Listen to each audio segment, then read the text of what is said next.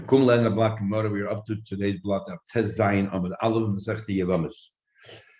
We're still having that discussion whether, like the Shlokir says, Beis Shammai had an opinion, was academic, and according to Rabbi Yochanan and according to Shmuel, it wasn't really academic that he acted upon it. There are a number of proofs. Most of them would reject or repudiate. One of them stuck. I have another one. Tashma we learned. Top of the page. We made Abdoisa ben Hurkanis. In the times of Abdoisa ben Hurkanis, Hutra tzaras habas la'achin. People actually permitted that the tzara of the daughter can marry the brother-in-law. Not only could but should, because they followed Beis Shammai that there's no such thing as a tzara. And so the wording itself, hutra, that permitted it, means that that's how they acted. Shema mina asu, shema mina. Here we have a conclusive proof, the second one, that they definitely acted on their opinion. Now that we mentioned the story about Doisha and Hurkanis, the Gemara is going to give us a little story here. Gufa, let's analyze what actually happened then. They made up Doisha and Hurkanis, they permitted Tzara Sabas La'ache, they permitted the Tzara of the daughter to her brothers. The Chachamim were very unhappy. That suddenly you're passing like Beis Shammai.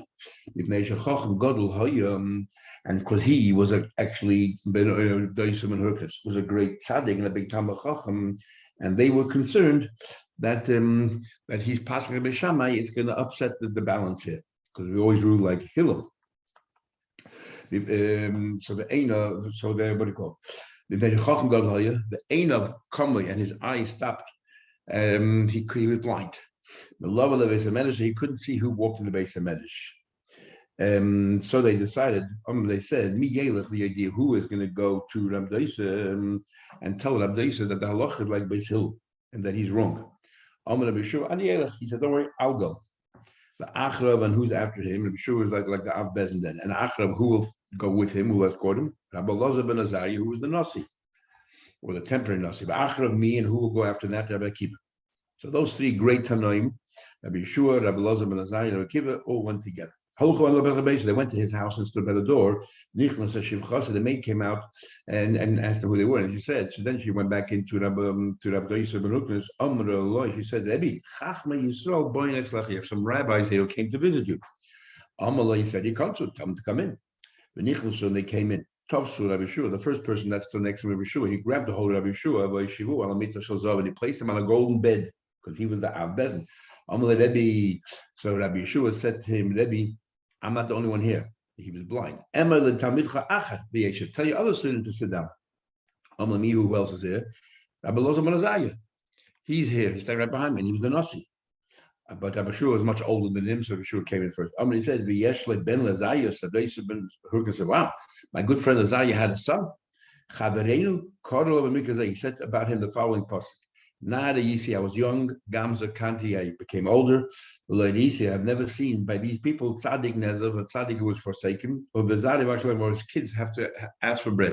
You remember how wealthy when Azariah was, how Azariah was, he used to give 10,000 sheep for mice a year. Tufsu, he grabbed the hold of Azariah, but she would place him also on Mitah on a golden bed because he was the Nasi. Then Rabbi Shua said to him, Rebbe, there's one more here. Please invite him to sit down. Who is here? Akiva ben Yosef. We're on Tez Zayin Amud Aleph, and we're just describing a story that at the time of Rabbi Doisha ben Hurkanis, they followed Beis Shammai, they permitted the tzara of an erva. So the Gemara is recording what happened. That he decided to paskin like Shammai, and three great Tanoim came to visit him, Rabbi Shua, Rabbi Azariah, and Rabbi Akiva, and they're introducing themselves, and he's to Rabbi Doisha ben Hurkanis. And now they introduce the last one, Rabbi Akiva. So we're about 10 lines above the wide lines. Who's this last student standing here before me? Akiva ben Yosef, or Rabbi Akiva. He said to him the famous words, Atahu Akiva, are you the famous Akiva ben Yosef? That your name is spread worldwide. Shev b'ni Shev. Sit down, please. He didn't invite him, sit on a golden bed, because Akiva then was only a student, and he wasn't a Nasi or an Abezin. Like you, there should be many more by Eden. Anyway, they started a nice discussion talking about different halachas. They won't go straight to the point. Actually, till they came to discussion about the tzara of if Shimon's daughter is married to Reuben and then Reuben dies, if the tzara is exempt or not, like Beis Hillel or like Beis Shammai, there's still yibum. He said to them, of course, tzara shabas. Said to him, What's the story about Tzaras Abbas? Amalem Machlekes B'Shamai B'Sil. It's an argument. So they asked him, Halacha given me, who's Halacha like? Amalem, what do you mean, who? Halacha B'Sil. They said to him, what are you talking about? Well, we heard your name, Halacha B'Shamai. Amalem, said to them, Doisa, Shematem, did you hear I ben Hurkir Shemaitim? Did you hear Doisa? Sorry, Amalem, he told them, Doisa Shemaitim, I ben Hurkir Shemaitim. What did you hear? Did you hear that Doisa ben Hurkir said, or you just hear Ben Hurkir said? They said, Chayi, you're actually right. Rebbe Stam Shemai, we heard Stam, Ben Hurkir, and we assumed it's you. Amalehem, no. Och Cotton Yeshli, I have a much younger brother. And you should know he called it Bechor Sutton. He is sharp like the Sutton. Interesting way of describing someone. He's an unbelievable Talmid Chacham, and he's a hothead. You remember we learned before that Beishamai was sharper than Basil. The Yonis, my brother's name is Yonis. He's from the students of Shammai. He's the one who brought back the halacha like Shammai. But I want you to know, be very careful with him. So because he will outsmart you, and he will, and knock you out halachas. He would have sholish meis chuvas. He has 300 proofs. The Tzaras Abbas he would tell us that the halacha should be like Shammai. That Tzaras Abbas per minute. On the other hand, I testify of Shamayim va'aretz, heaven and earth. This very issue was discussed by Chagai Hanavi. Chagai Chaim Malachi, the last thing, the being right at the beginning of the second Beis Mikdash. The Omar Shloisha Dvarim. 3 things Chagai Hanavi said. Number 1, that like Basil, that Tzaras Abbas Asura. Basil is like Chagai, that the Tzaras Abbas is also not like Shammai. Number 2, Amoyin Umayav Ma'asin Ma'aser Ani B'Shvius. When they went to Yisrael the first time, they made Amoyin and Moyav Sichem, all that, they sanctified and became part of Yisrael. But then Kedusha Rishayna did not remain. It's when Ezra went the second time that they once again consecrated Yisrael. But this time they left out certain parts neighboring Yisrael, because what happened to Shemitah year? They're all going to starve. So they left certain parts neighboring Yisrael and decided, you know what? We're not going to make this Yisrael. So Shemitah, there's no Shemitah there, you can work there. However, regarding Trumas and Mises, it is like Yisrael. So the question is, the 7th year, what Maisa? Because we know first, second, fourth, and fifth is Maisa Sheni. That's a 10% you bring with you to the Shalayim and you eat it there. And the 3rd and 6th year is Maisa Ani, the 10% you give to the poor. So the 7th year, there's no Shemitah in these places, but they had to give Maisa. Which Maisa did they give? So he said that Amon Amoyev Ma'asin Maisa Ani B'Shvius. They gave Maisa Ani because the poor people had nowhere else to go. In Yisrael, everything was hefker. If everything is hefker, there's no longer any Maisa. You only give Maisa something you own, not if it's ownerless. So therefore, to help out the poor, they said that in these regions, they should give Maisa Ani. That's number 2. And number 3, Mekablin Gerim, we should accept converts from the place called Karduyin and from Talmudim. And we'll say that they're Yidden, that they're Goyim, and they can go ahead and convert. And we're not going to say, they're Yidden and they're Mamzedim, as we'll see later. And we'll talk all about that soon. Now, interesting, Talmudoi, this is what we had in Shabbos, that, until when you light the Chanukah candles, actually, Talmudoi, until the people Talmudoi stop walking in the streets. This is Talmudoi. Tell me, look. When they came to visit, so let's get back to the story, and we'll come back to these 3 dinners. When they came to visit, Rabbi Pesach, all came together. But they went out through 3 different doors. Why did they go out through 3 different doors? Because if they found all 3 together, what happened to Yonis wins them in the argument, and they would have no choice but to accede to his halacha and pass him the halacha leBeishamai, and they didn't want to get to that situation because halacha should be very civil. Or on the contrary, Teza says, maybe the Dafka went 3 doors to make sure they do find him so they can have a discussion with him. They were undeterred. Anyway, what happened was, who met him? Pogabay Rabbi Akiva. He happened to meet Rabbi Akiva. Actually, and they started having discussions, asking questions. Rabbi Akiva answered every one of his questions. Amalai, he said to the exact same words that I said. Ata hu Akiva ben Yosef. Are you the famous Akiva? Your name spreads the world. Praiseworthy is that you have this name, but you should know, but really, no matter what people say, you're not even worthy to be a shepherd over cattle. No, you're not a leader yet. He was a very humble person. He says that I feel the right sign. Not only I'm not worthy to be a shepherd of cattle, which requires many more skills, I'm not even worthy of being a shepherd over sheep, which require less skills. In other words, he's very humble, but he took the criticism, but they won their argument. Now we're going to go through the dinim that he said, the name Chagai. The first one is Halacha Beisil. that the tzoras of an erba is forbidden. Second one was about amoin umoyev. Says the Gemara, amoin umoyev ma'asin ma'aser ani b'shvi. That amoin umoyev they will give on the year shmita. There's no shmita there, but they'll give ma'aser ani. What are you talking about? What happened? The Dhamma we learned. There were many cities that the first time they went to Israel, they conquered. Well, they conquered the bubble, but the second time when the bubble with Ezra came, they decided they're not going to conquer it. And that which Yeshua conquered, Kitchel Shaita, Veloy Kitchel Losalavi, is not permanent. They deliberately let those aside, where the poor people can eat Shemitah. So therefore, they allow these properties to be worked on in Shemitah. So now, what do? We're going to give them. We wanted to have people to have where to eat, and then we'll give them my only to the poor. The last thing you said was umekablin geidim min hakarduim v'hatamudim. Now you should know there are numerous opinions which people are aware. So we paskin today that if the mother is Jewish, the father is a guy, the child is a yid. That's what we paskin. We're going to learn here, and we learn more about it in more in Yevamos later, and also in Kedushin. In the mems you can learn in Yevamos, also in Kedushin, the ayins, the late ayins.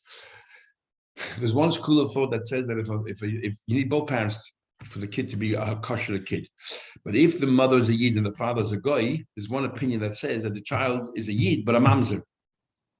Okay, that's very important. If an eved or a goy has relations with the Yiddish mother, the child is a mamzer. So nobody can marry. It's a machlekes whether the child is a mamzer mahatem. Why should the child be a mamzer? So the Rishonim explain. That opinion follows Rabbi Akiva. If you remember, we already mentioned it before. According to Rabbi Akiva, when do you produce a mamzer? Not only if you live with somebody in sin that gets chorus, or not like Rabbi Shua who says that only if Mrs. Bezdin, but according to Rabbi Akiva, even if there's a lav, even if you just committed a sin, the child is a mamzer. So based on that, since you're not allowed to live with a guy, you're not allowed to go either with the Rabbanon or from the Torah. So the child is a mamzer. If you're not allowed to live with a goy mahatorah, then the child is a mamzer mahatorah, according to them. If you're not allowed to live with a goy with the Rabbanon, then the child is a mamzer with the Rabbanon. But that's a school of thought. Then there's another school of thought. Within that school of thought that says that if the child is a mamzer, Tosfos brings another school of thought that all you need is one parent to be Jewish. So the same thing would apply. The mother's a goy, and the father's a yid.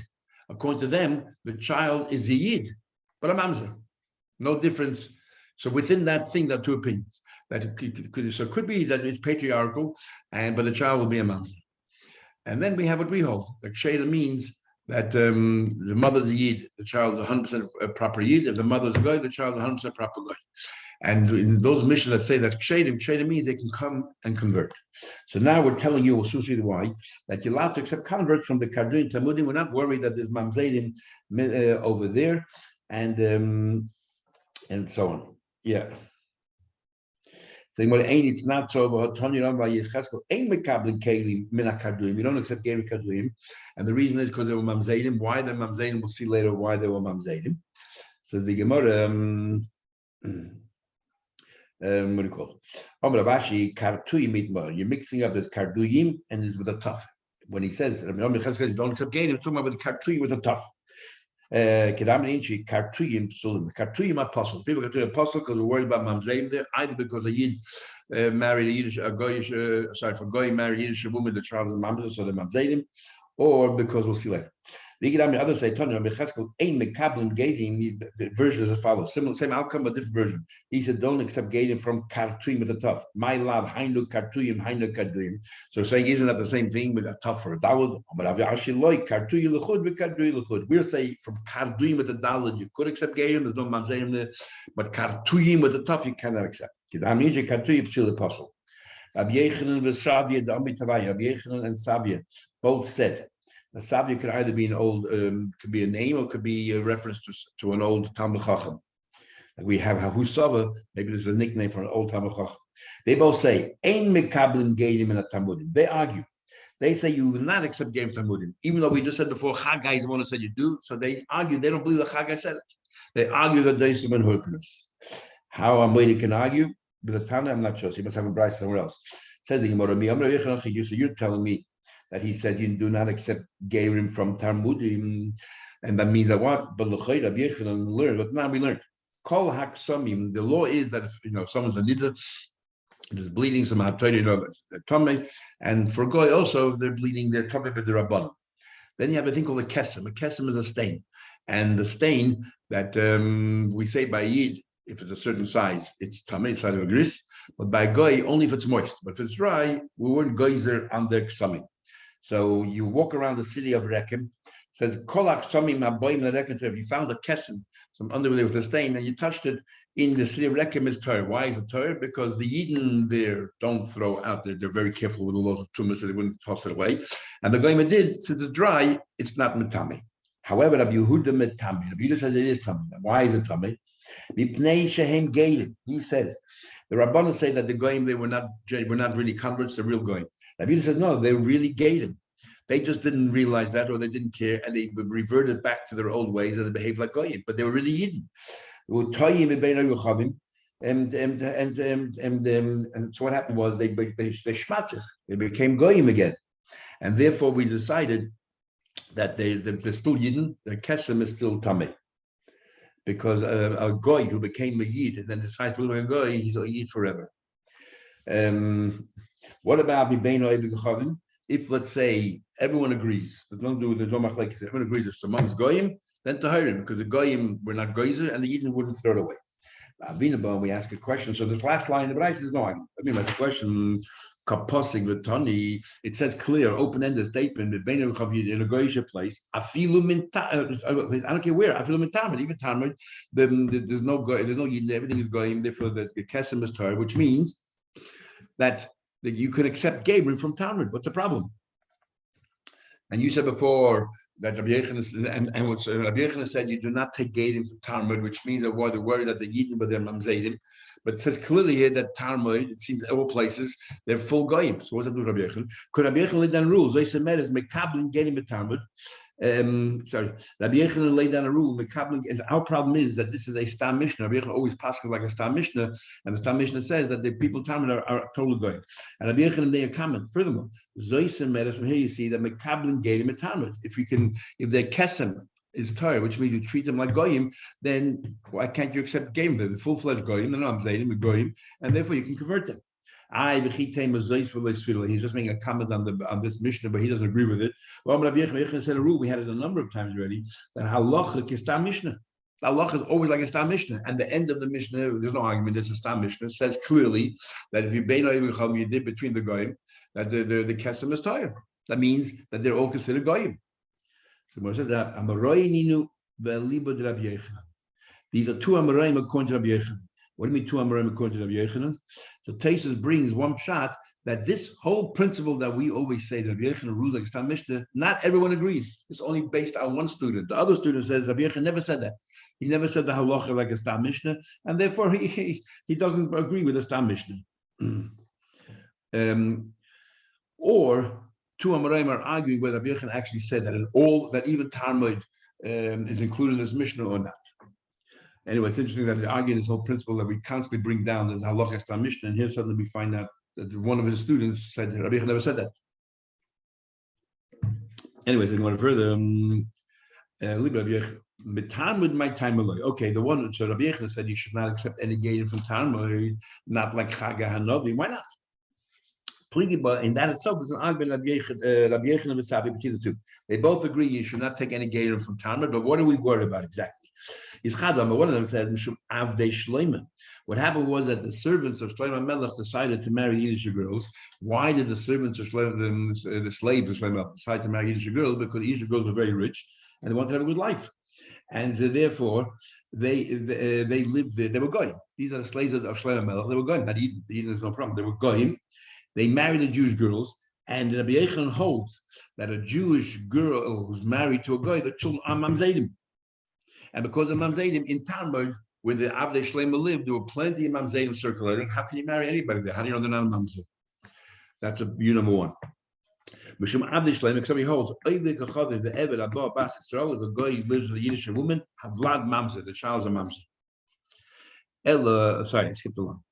The other one said Mishum B'nai Yerushalayim. The other one says that the girls of Yerushalayim, when after the destruction of Beis Hamikdash, the Romans came in, and they decided to take the pretty Jewish girls, and they forced them to marry them, and the same problem. It's just no. The idea is the same. Goy lived in the issue, which question only historically when it happened. According to one, went all the way back to Avdei Shleima. According to the other one, it happened many years later by the Churban Beis Hamikdash. Now, if it's Avdei Shleima, you're talking about generation, and generations later. But because they all lived in the same place, they haven't moved anywhere, we know that the city has a name of Mamzerim. Because otherwise, we have a rule, learn Kedushin, that if over time people forgot that this family is Mamzerim, it's called Nitma, like they're lost, they're no longer Mamzerim. But here it wasn't lost because the city was a region, and everyone knew that this place you shouldn't get married to. There's no yichus there. Gemara asks, somebody holds, what's the story of Moshe Shleim? I just told you what one opinion is. But within that itself, you have a machlekes Rabbi Yosef Rabba. So first you have a machlekes why Rabbi Yechon said that Savia said he shouldn't marry, and Rabbi Yechon Savia have an argument it was Avdei Shleim Bnei Shleim, and then in Bnei Shleim itself you have a machlekes the next generation of Yosef and Rabbanon. The Tavaya Mashmei de Rabbi Bar Chona. And they're both saying it in the name of Rabbi Chana and have an argument what it was.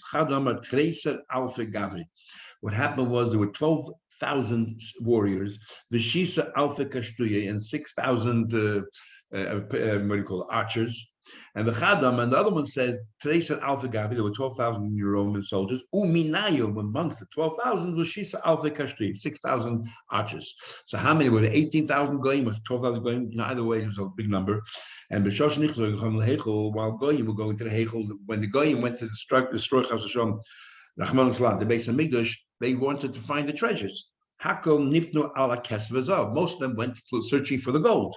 But the Haim, there were these 12,000 warriors or 18,000. Nifnu abunay Shleim. They said the real treasure of Shleim are the Jewish girls.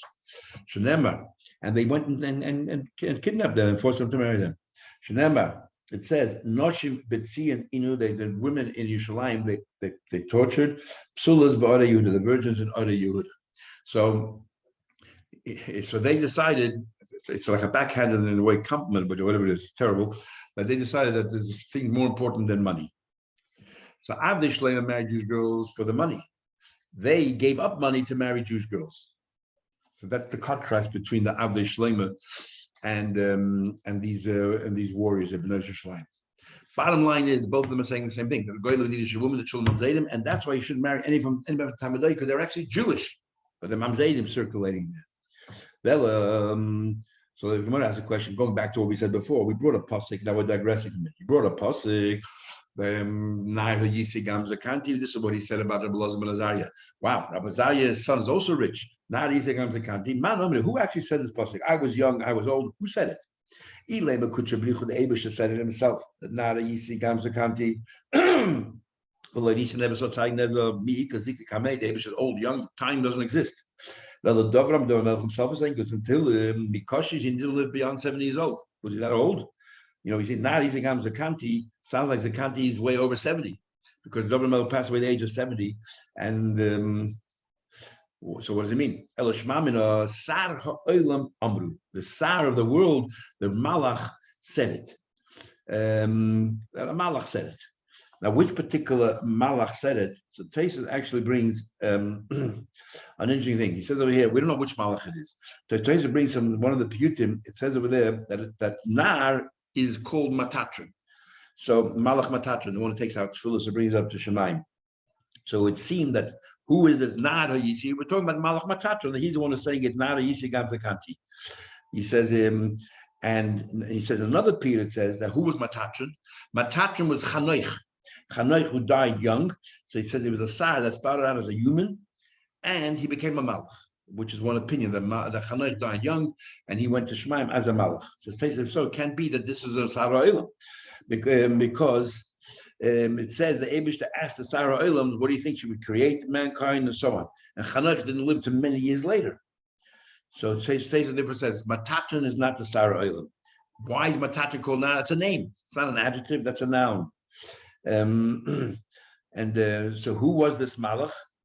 He doesn't say, but he says he brings an argument whether Matatron Chanoich actually turned into a Malach, or he brings a med and Sechel Cher says that he went straight to Gan Eden while he was still alive. Anyway, the Gemara continues further. Says Yodi Porat Tzara Kol Machmadeh. He spread out his hand and all his treasures. This is referring to Amin Umayyav. And what do you mean that they went to the base of Mikdash, they spread their hands out, and they, unfortunately, this is Lecha, and they took all the treasures. Who was that? So we had those who went for gold and silver, we had those who went for the Jewish girls. Then you had Ammon and Moav. Everyone went in pursuing the treasures. They went and they turned to the Sefer Torah. This Sefer Torah is right written. There, the Sefer Torah said that nobody, no descendant from Moav and Ammon can ever be accepted as a ger, the male side.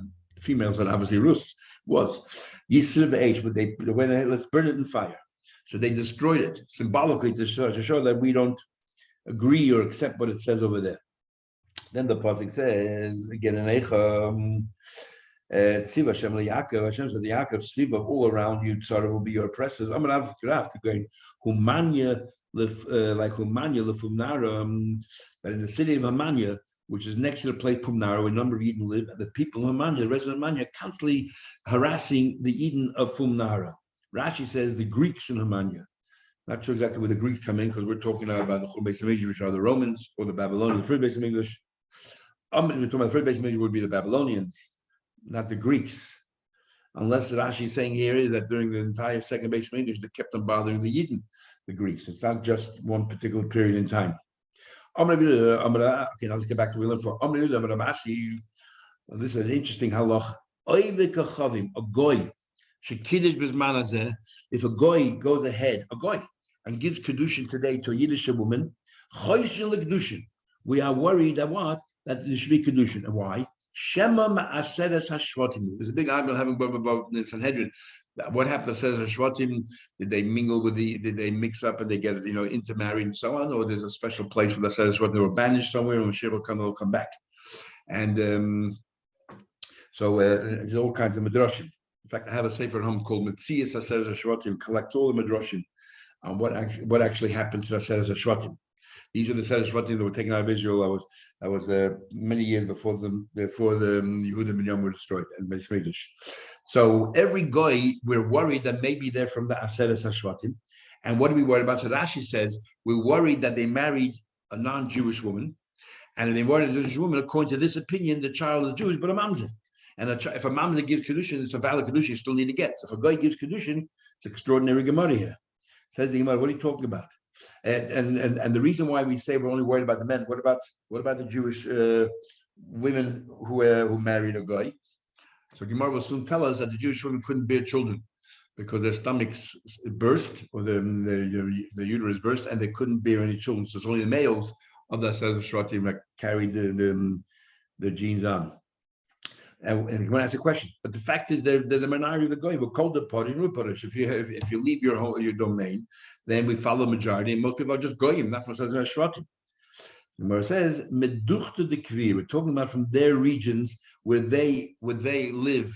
We'll soon see the city that they live. These areas which we know where the Seres HaShvatim live, those places, even you have to be worried about, because even the goyim, they might have married a Jewish woman and had a child. That child is even if a Jewish what do you call it? If even the Eden married a Goyish woman, the child is Jewish, but a mamzer, and therefore we are worried.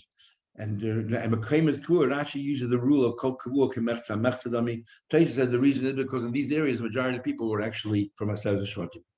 Anyway, the word continues. Babakana says they were taken. Where did they go? He took them to a place called where the Chalach or the Chavar, the Har and the Goizen, but these places. Chalaz Chilazim, that's the name of a place. Chiber the Chadaya, Chavar, that's Chadaya, and the Har, that's Goizen, Zuginez. These are different places in that area. And Ba'ore Modai Zu Chavarisen and suburbs. The others say Zunia Chavarisen man. What suburbs are you talking about? These are areas that we know that have been established that they are from the Seres HaShvatim. So these places they marry somebody, then we are choishish l'kedushin. Okay, so this opinion holds. So amazing. Here you have an opinion that holds that a mother is a goy and the father is a yid, the child is Jewish. Rabbi Yechon said, the Kulan, the apostle. Rabbi Yechon says, no, that most of them are mamzedim. And so therefore, because we hold this opinion holds that the children are Jewish, but they are mamzedim. The problem was that they didn't follow the rules of mamzedim, so they just kept on marrying each other. And I guess they themselves believed that they were going, so they didn't care. They didn't think they were mamzedim; they thought they were going, and therefore they didn't follow the rules. And that's the problem. It's full of mamzedim mixed up over there. This is all according to the view that if the mother is a guy, the child is still Jewish. Obviously, we don't hold that, so an halacha doesn't mean anything. But it sounds like from this Gemara here, Rabbi Yechon also agrees that the mother is a goy, the child is Jewish.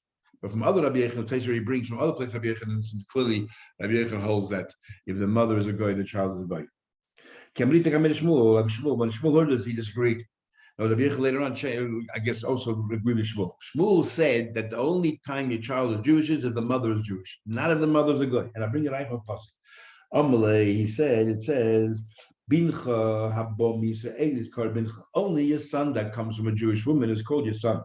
There ain't bincha habom, but if it's a non-Jewish woman married to your son, your grandson is not called your grandson. Called bincha, not your son. Elbonah is her son, because the pasuk says two things. It says that your son you shouldn't give to their girls, and your daughter you shouldn't give to their boys. And then it says why not? Because ki yasir, which is masculine. Ki yasir es bincha ma'acharai. He will take away your son. He, which means the father is a goy, and the mother is a yid. It doesn't say anywhere ki tasir that she, the non-Jewish woman, is going to take away your son. Because if it's a non-Jewish woman, it's not your son anymore. It's actually a goy. So when is the problem? Ki yasir is bincha only if the father is a goy and the mother is Jewish. That's how Shmuel learns out that if your mother is a yid, ki yasir is bincha, child is Jewish, and what's going to happen is he'll take the child away. Now, why isn't that a mitzvah? Isam had according to many to marry a goy, because that pasuk is talking and it says like it's chattenbam clearly in the Torah. How can you even say that's midrabban? Because they say that's only talking about the Zion Ammi, the 7 nations. That there's an Issa to marry them, but other guy from the Torah perspective knows to marry them. There's just no marriage, and it's Rabbanan who came in, or Bezin Hashem that came in and asked. It says the Gemara. What about the Jewish girls? You're only worried about the Jewish boys who married a non-Jewish woman. The child is a yid, but a mamzer. What about the Jewish girls? And they had children. Says the Gemara, and so Ravina said, and they're totally Jewish. If the mother is Jewish and the child is totally Jewish, so we definitely should be worried about. You're telling me that we're not worried about. We should be worried about the Kedushin. Gemida, we have a rule: the bansa dahudora eats taruya eats through. That the girls at that time their uterus imploded and they couldn't have any children whatsoever. That generation of says it burst open. The others say, when they told over the Shmuel, that if a guy marries somebody, you have to be chayshel kedushin, which is a big tragedy, because what are you gonna do then? They didn't move from there. They declared that all that people are considered goy because they live like goy. In other words, they had to make a special declaration. If a goy becomes a yid, and then after a while, for whatever reason, it becomes a goy again, halach is they're full-fledged yid, and they can always do tshuva and so on, but they're full-fledged yid. If they come back to it, they have to go to mikveh again or go through bezin again. There's a whole argument. Bal tshuva, one of the reasons we go to mikveh on Yom Kippur is because a bal tshuva also has to go to the mikveh again, like a gerus. But but what they did was they just declared that those cities are completely goyim because they live like goyim. They didn't behave like they were yidden. So we decided, which is an amazing power to take these people who are halachically yidden and call them goyim. And one of the reasons possibly is because only according to some opinions they're yidden, because the father was a yid and the mother was a goy, and according to halacha they're not really yidden. So to make sure that everybody agrees on the same page, even in Ravasi, they said there's no yidden. They're all going because we're going to paskin the halacha because the women didn't have children because there's things birthed, and there's only the men from Asad Shvatim, and the men couldn't pass on the Judaism of Asad Shvatim because we paskin halacha that the mother's a goy, the child's a goy. And we're going to paskin that for everybody, even according to those who hold that the mother is a goy, but the father's the child is Jewish. Not in this case. That's what he did. Otherwise, how can they do that? Shnemer, it says, Hashem Bogodu, they betrayed Hashem, Kibonim Zorim Yolodim, because they had strange kids. So that's what they did. They clear more going. Let's just finish the appendix. Yosef come, one of them said, Asid in Yisrael of the Yom Tov, one day will make a big Yom Tov. Kichor v'tarma, but tarma will be destroyed because out of tarma came out these mamzerim. This is not what Shmuel said. Shmuel said there's no longer mamzer or goyim, but this is before then, or they didn't agree with Shmuel, and it would be a yomtiv because all these mamzer in there, and it's causing a lot of strife amongst the Yidden because you don't know if it's a mamzer, not mamzer, they're circulating amongst their regular families. Makes it very difficult, and passing a whole number of families. So when that city gets destroyed, we'll all be rejoicing. Says the Gemara, but wasn't the city destroyed already? Ahi Talmud Havai is the city of Talmud that was destroyed, not Talmud. Ravashi Yomar Hayin Talmud Hayin Talmud. No, it's the same city. But what happened was they multiplied. They had so many kids there. While part of the city was destroyed, the other part of the city was rejuvenating and increasing in number. Once I was destroyed, the other side was settled in. Yossi, he made a comment. Ula made a comment. What a great man Rabbi Hamnuna is. What a great man Rabbi Hamnuna is. And I want you to know, Elab the Harfanya must say, if he wouldn't have come from a city called Harfanya, because that city there's mamzerim there, people are not very particular, and the rabbis they don't look up properly to make sure that everybody's all right, and therefore he's not as great as it should be because he lives in a city which is all tainted. He embarrassed Rabbi Hamnuna. And he realized he embarrassed him. Let me ask you a question. Interesting criteria. How do you determine which city you belong in? Kesem Galgaltu, your taxes. Which council do you pay your taxes to? Taxes I pay to the Funara. You come from Nara. Another over here goes back where you vote your district, it goes where you pay your rates. My Harfanya. What exactly is this place Harfanya? What's wrong with Harfanya? What's he lambasting the city of Harfanya? I'm going to say the Harfanya is Harpanya. It's 2 words. It was a nickname, a mountain that anybody who wanted to have a good life and a hedonistic life, or somebody who didn't want to care, who was frivolous and didn't care about the rules, and there was a lot of debauchery there, that's Harfanya. Har Shahakol Poiniboy, a place that anybody who's puzzled cannot find a woman wherever he is, would go there. If anybody does not know his family, or Vishita have no idea where he comes from, doesn't know his yichus, went to the place called Harfanya. And that's why he said that to Hamnuna, you could be, you're not a great person living in that city. But he found out that you pay taxes elsewhere, that's the criteria.